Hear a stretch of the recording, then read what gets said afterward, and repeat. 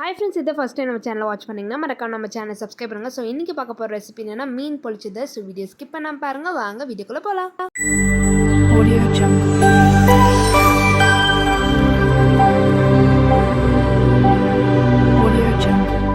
First தேவையான ingredients வந்து பார்த்தீங்கன்னா சின்ன வெங்காயம், தக்காளி, பூண்டு, தனி மிளகாத்தூள், தனியாத்தூள், மஞ்சள் தூள், வீட்டில் அரைச்ச மிளகாத்தூள், வாழை இலை தான் மெயின். இதுக்கு வந்து பார்த்திங்கன்னா 1 கிலோ மீன் வந்து எடுத்திருக்கேன் நான்.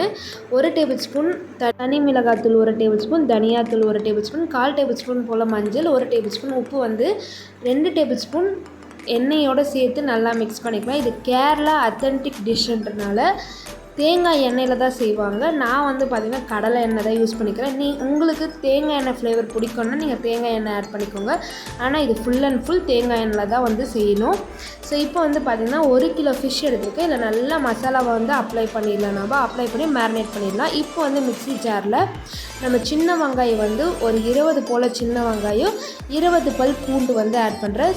சரியாக ஆட் பண்ணிவிட்டு தக்காளி கொஞ்சம் அதிகமாக ஒரு 5 தக்காளி ஆட் பண்ணி வீட்டில் அரைச்ச மிளகாத்தூள் 1/2 டேபிள் ஸ்பூன், தேவையான அளவுக்கு உப்பு ஆட் பண்ணி நல்லா வந்து தண்ணி ஆட் பண்ணாமல் நல்லா அரைச்சி ஃபைன் பேஸ்ட்டாக எடுத்துக்கலாம். நம்ம ஒரு கடாயில் கொஞ்சமாக சின்ன வெங்காயம், கருவேப்பிலை ஆட் பண்ணிட்டு நம்ம அரைச்சி வச்ச பேட்டர் ஆட் பண்ணிடலாம். பேட்டர் ஆட் பண்ணி பேட்டரில் வந்து நான் வாட்டர் எதுவுமே சேர்க்கல. நல்லா ஆயில் ஃப்ளோட் ஆகி வரட்டும். ஸோ இந்த கிரேவி வந்து நல்லா ஆயில் ஃப்ளோட் ஆகி வந்ததுக்கப்புறம் ஓரம் எடுத்து வச்சிடலாம். இப்போ வந்து அதே பேனில் நான் ஆல்ரெடி சொன்ன மாதிரி தான் இது கேரளா டிஷ்ன்றனால கோகனட் ஆயிலில் தான் வந்து செய்வாங்க. நான் வந்து கடலை எண்ணெயில் செஞ்சுருக்கேன்.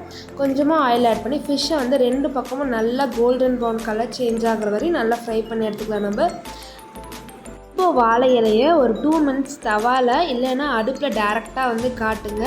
அப்போது வாழை இலையோட ஸ்டிஃப்னஸ் வந்து கொஞ்சம் கம்மியாகும். அதுக்கப்புறம் வந்து பார்த்திங்கன்னா ஸ்டிஃப்னஸ் கம்மியானால் தான் உங்களுக்கு நல்லா ஃபிஷ்ஷை வந்து வச்சு ஃபோல்ட் பண்ண முடியும். இப்போ நம்ம வச்சு இந்த மசாலாவை கீழே அப்ளை பண்ணிட்டு இப்போ ஃபிஷ்ஷு ரோஸ்ட் பண்ணதை எடுத்து வச்சிடலாம். இப்போ வந்து பாதி மசாலா ஃபுல்லாக ஃபிஷ்ஷை கவர் ஆகிற மாதிரி நல்லா வந்து க்ளோஸ் பண்ணிவிடுங்க. நான் ஆல்ரெடி சொன்ன மாதிரி தான் இந்த ப்ராசஸ் ஃபுல்லாகவே கோகனட் ஆயிலில் தான் வந்து பண்ணுவாங்க.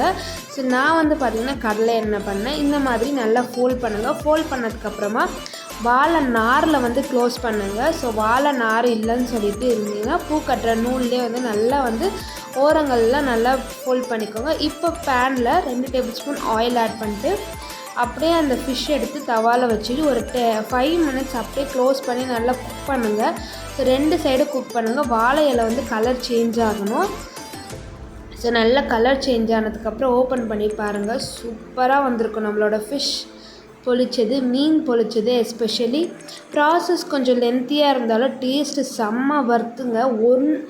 இது எந்த மீன்லனாலும் நீங்கள் ட்ரை பண்ணலாம். ஸோ கிரேவி வித் ஃபிஷ் வந்து ரொம்ப சூப்பராக இருந்துச்சு. ஸோ நீங்களும் வந்து உங்கள் வீட்டில் ட்ரை பண்ணி பாருங்கள். ட்ரை பண்ணி பார்த்துட்டு கமெண்ட் பாக்ஸில் கமெண்ட் பண்ணுங்கள். மறக்காமல் நம்ம சேனலை சப்ஸ்கிரைப் பண்ணுங்கள். தேங்க்ஸ் ஃபார் வாட்சிங். See you in the next video.